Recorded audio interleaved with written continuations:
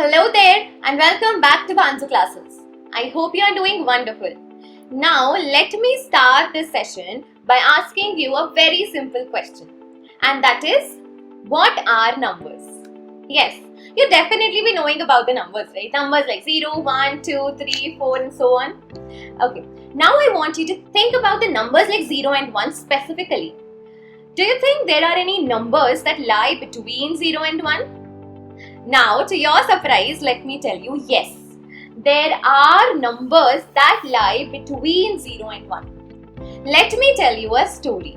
Imagine you have a delicious pizza in front of you and you need to share it with your friend, just like how Sia wants to divide it between her and Jake. If you divide it equally, how much does each one of you will get? Is it 0? No, right? It's not 0. Is it 1? No, it's not even complete 1. It's not 0. It is something. And it's not even one complete whole. So what is it? It's more than 0, but it's less than 1. That means it is somewhere between 0 and 1. The pizza is divided into 2 equal parts. And you both can have 1 part each out of those 2 equal parts. Right? That means you will also eat 1 part out of 2, and similarly your friend is also eating 1 part out of 2. Now, can you recall this 1 out of 2 has a special name, just like anything in math has a special name. Guess what is it? It is called 1/2. Now, do you know what such numbers which represents the value between 0 and 1 are called? So my dear, those are called fractions. And today, we are diving deeper into this concept of fractions. The simple example of sharing a pizza shows us that there is a whole world of this new numbers called fractions between 0 and 1. And today, we are going to explore that world. In this session, we are going to learn about what are fractions, how to represent fractions, and how to find the fractions in basic shapes. Now, let me tell you what are fractions. So fractions tells us the part of the whole. For example, the whole of the pizza is cut into 2 equal parts over here. Right? So the whole over here is 2. Because we are dividing the whole into 2 equal parts. And the part that Sia is eating is 1. So 1 part out of 2 equal parts. Now similarly, you try to find out the fraction over here. What is the fraction of this part of the pizza? First of all, observe how many equal parts this pizza is divided into. 8. So 1 whole pizza is divided into 8 parts, right? And how much part I'm asking you for? Just 1 part I'm asking you for, right? So this is 1 part out of 8. Okay, so therefore this is the fraction over here, 1 part out of 8. So because we have divided this pizza into 8 equal parts and we are just using 1 part out of it. So therefore the fraction over here is 1 by 8, and this is how we represent the fraction. 1 by 8. 1 out of 8. Similarly, how to write 1/2? For 1/2, we use 1 by 2. Now, let's see how to represent these fractions. Here I have taken a few examples. 1 part out of 2 means 1 out of 2. Here 2 means the pizza is divided into 2 equal parts and I'm eating just 1 part. Okay? Or maybe out of 2 hours, I'm just starting for 1 hour. So 1 hour out of 2 hours. So it can be anything. Now, how to write 1 part out of 8? We have already learned that, right? 1 by 8. Now, how to write 2 parts out of 5? Simply 2 by 5. And how to write 1 part out of 4? Simple, 1 by 4.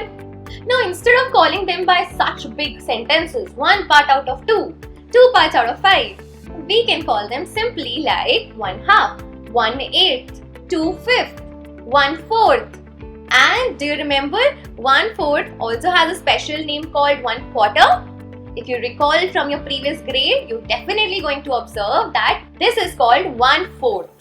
Okay, now in every fraction, you might be observing that there is some upper part and there is some part at the bottom, right? Okay, so what is that? These are called the parts of fractions. So the upper one is called the numerator and the bottom one is called the denominator. The numerator tells us the equal number of parts which are chosen. And the denominator tells us, yes, the number of equal divisions that are made in a whole. Now let me ask you if it is possible to cut a shape into few equal parts and then find a fraction. Yeah? We can cut it definitely into 3 equal parts or maybe 5 equal parts or 10 equal parts. Any way you want, you can cut it. So here we have cut it into 3 equal parts. Now what if I ask you, what is the fraction of this colored part over here that I've colored right now? I have colored only one part out of 3 equal parts, right? So the fraction is 1 by 3 or 1/3.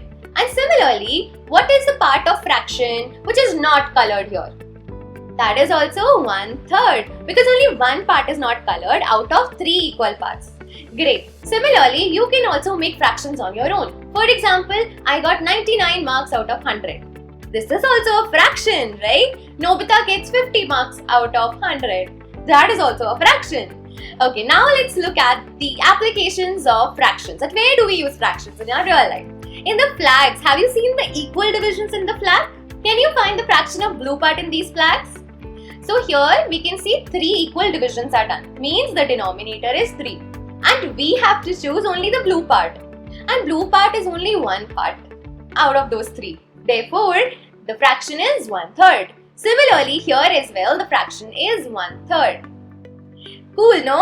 Okay, now you try to solve the answer to this question. Find the fraction of red part in these shapes. So tell me, what is the fraction of red part in the flag number 1? Here again, 1/3? Cool. Yes, it's 1/3. But how about the next one? Do you observe? The equal divisions are not made here. The orange part is occupying the bigger area and the next two are occupying the smaller area. So these are not equal divisions. So therefore, we cannot find fraction in this case. We can only find fraction where the divisions are made in equal parts.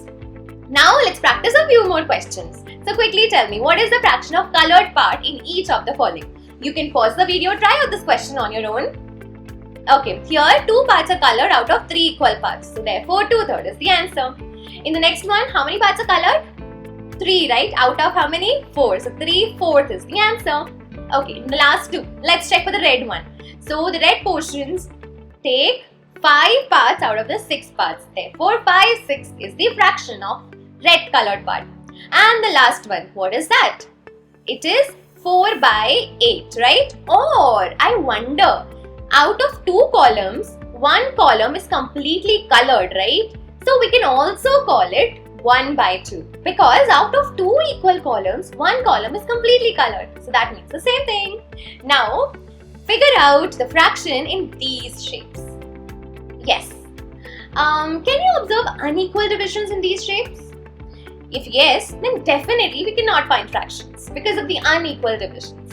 Alright, how about the donuts? What fractions of the donuts are pink over here?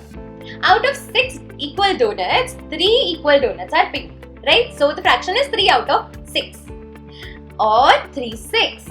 Great, now let's figure out the red color in the Ludo.